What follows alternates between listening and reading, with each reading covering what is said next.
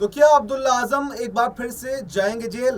पहले भी जेल जा चुके हैं, विधायकी रद्द हो गई और अभी भी वो विधायक नहीं है।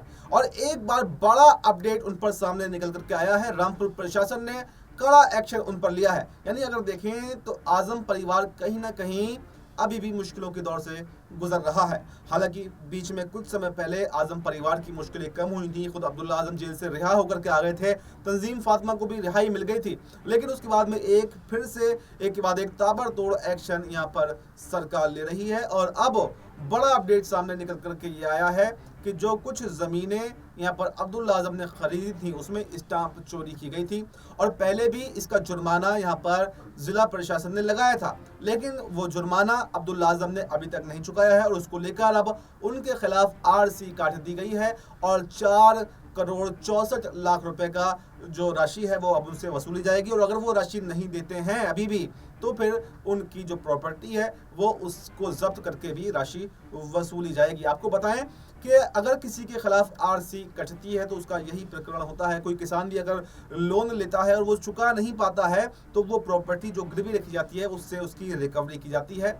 यानी कि अब देखा ये जाएगा कि क्या आजम खान और अब्दुल्ला आजम ने जो ज़मीन वो खरीदी थी क्या वो अब सरकार जब्त कर लेगी या उससे पहले इतनी बड़ी जो राशि उन पर लगाई गई है जुर्माने के तौर पर वो इस राशि का भुगतान करेंगे।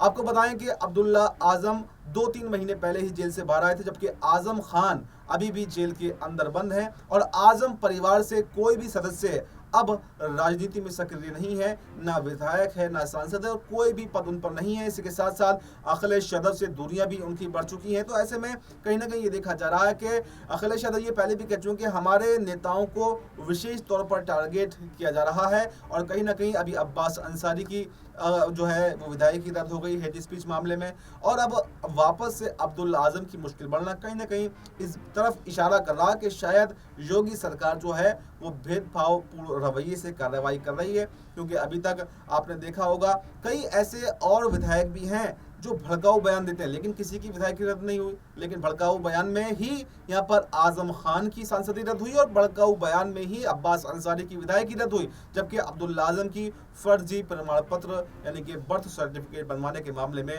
विधायकी रद्द हुई थी। तो ये देखना अब काफी दिलचस्प होने वाला है कि क्या अब्दुल्ला आजम वापस से गिरफ्तार होंगे और आजम परिवार की मुश्किलें और ज्यादा बढ़ती हुई दिखाई देंगी, या फिर जो राहत भरी खबर कुछ समय पहले आई थी और कहा यह जा रहा था कि अब आजम खान भी जेल से बाहर आ जाएंगे, तो क्या आजम खान भी जेल से बाहर आएंगे और उसके बाद ही कोई बड़ा फैसला वो लेते हुए दिखाई देंगे। फिलहाल इस रिपोर्ट में इतना। इस रिपोर्ट पर आपकी क्या राय है? आपकी जो भी राय हो कमेंट बॉक्स में अपनी राय जरूर दें और हमें दीजिए इजाजत। नमस्कार।